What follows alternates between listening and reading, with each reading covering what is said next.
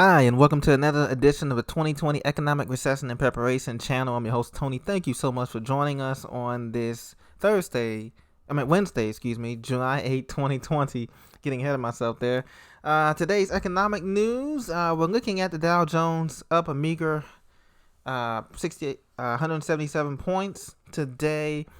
After yesterday's down day, the Dow Jones bounced back, rallied by the technology stocks, supposedly, and consumer cyclicals and retail, supposedly.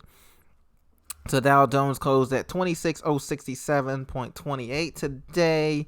But as you know, the news has not been good. Coronavirus has been surging, a resurgence in cities and states such as Florida, Texas, California, and other states. And now the big battle has been the schools. Should we reopen schools coming in the fall in August and September?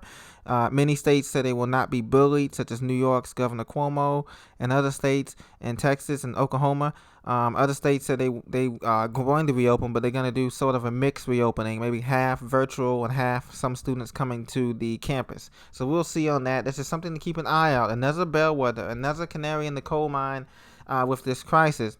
But I want to talk to you about this article that was on CNBC.com yesterday, July 7th on Tuesday. The Fed chairman, one of the Federal Reserve presidents in Cleveland, Mrs. Loretta Mester, said economic activity is leveling off in her region. She says economic growth is leveling off and they need more help is needed for this economy. Mester told CNBC that the difficulty in taming the coronavirus is reflected in how long it's going to take the economy to recover. As you remember the previous videos, I told you that this next recovery that we're going to go through is not going to be a V-shaped recovery or an L-shape or a K-shape or whatever the media pundits or economics experts are telling you. It's going to be a 10-year recovery, okay?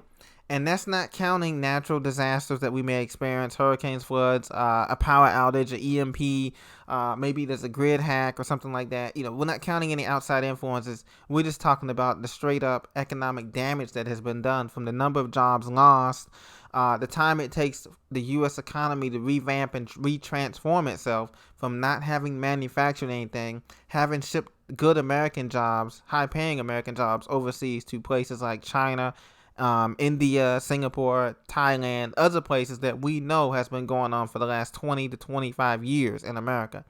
And so as a result, you can't just restart an economy just by opening things up, okay? Even if the pestilence wasn't here. But regardless, folks, the Fed chairman in Cleveland says that she says, quote, I think we're seeing the same thing. We saw reopening in May and activity started to come back pretty well. But now there's been some leveling off. Well, duh. I mean, now you're asking these states to close back down. Okay, the United States has seen nearly 3 million cases of infections and almost 123,000 deaths, and there's no end in sight. Hospitals in Miami Beach and South Beach were reporting cases increasing. They're trying to keep beds open. So this thing is real. We're in for the long haul, and it's something that we all need to brace ourselves for. I think most of us on this channel are getting prepared. We know what's coming eventually, the inevitable, especially when the checks run out, the stimulus and the PPP and the business loans that the SBA is giving people, independent contractors and freelance gig workers and all that. Once all that runs out, then the real work begins next year, or basically the end of this year, time we get past the all-important election period. So she says, if we don't get further fiscal support, things won't come back as well as they could. Quote, this is a period where we need to be supporting both individuals and businesses who, but for the pandemic, would have been healthy, to get them through this period so they can have more grounded recovery and get back to where they were in February before all of this started. Mester's comments came during a volley of Fed officials' appearances that saw mostly tepid assessments of where economic growth stands nearly 4 months after the stay-at-home orders took effect. So, my friends, we are in 4.5 months into this thing, okay? And they're asking for calls of more fiscal support. Now, I told you Congress is on a recess until July 21st, and many people are looking for a second stimulus package. But here's the problem. If they do a second stimulus package, they're saying now that those who get it, you have to make less than $40,000 a year, And now Congress is adding extra stipulations for individuals, saying that the checks now may not be $1,200 after all. They were saying, the president and others were saying they wanted more than $1,200. They wanted possibly $2,000 a month checks going out to Americans. But now that's in dispute and that's in jeopardy. So we have a lot coming together in the next month and a half. And the thing is that this crisis, this pandemic, is costing states and local governments hundreds of billions of dollars. Okay, remember now, states were going bankrupt and broke basically before this pandemic came. Okay, but now MarketWatch.com is reporting today, this afternoon, that state and local budgets can't absorb most of the cost. That means that some libraries will close, class sizes will go up. Some public works, like potholes and road services, won't be done until next year. Okay, they're gonna have to postpone a lot of capital improvement projects because the states and counties and cities are going broke over this thing. Now it's expected that now we know that the companies are gonna have a lot of companies have filed for bankruptcy. I'm sure you heard today that Brooks Brothers, one of the iconic companies, they filed for bankruptcy today. And that's just joining the many list of companies that have already filed for bankruptcy. Now, coming up in September and October, as we get closer to the election, look for state and local governments to be asking their handouts for the federal government to bail them out. Okay, and that's when things are really going to be a whole different ball game. Okay, states, counties, cities, and towns are on the hook for most of the costs associated with the pandemic, healthcare, emergency responses, and so on.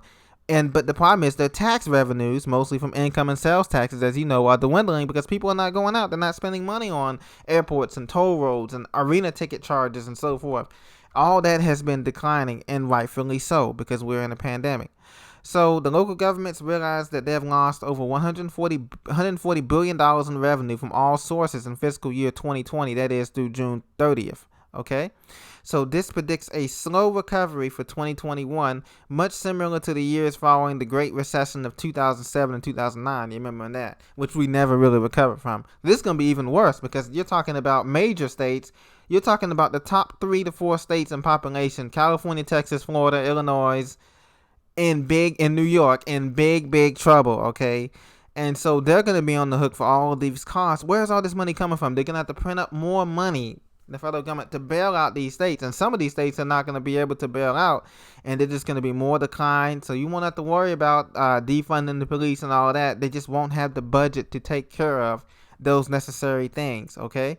And unlimited overtime for the firefighters and all that stuff, that's going to end when these cities are in a crunch for budget and the property taxes and all that go down, because we're going to have a housing crash, I believe, in September as well. And so this is all part of the depression, but we have nothing to fear because gold went up today, and silver went up today, and also cryptos are still hanging on. I know people don't like it, but that's true. And cash is also very important. So stack your cash, stack your gold, silver, and cryptos, because the sales are coming and we're going to be able to take advantage of it when it does come.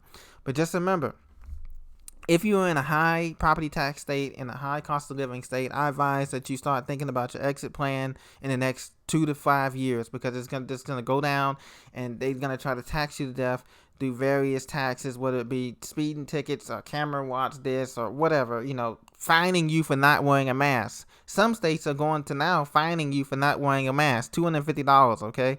So you can imagine the type of taxes they're going to come up with now. Oh, you left your house without a mask. Oh, you left your house without gloves.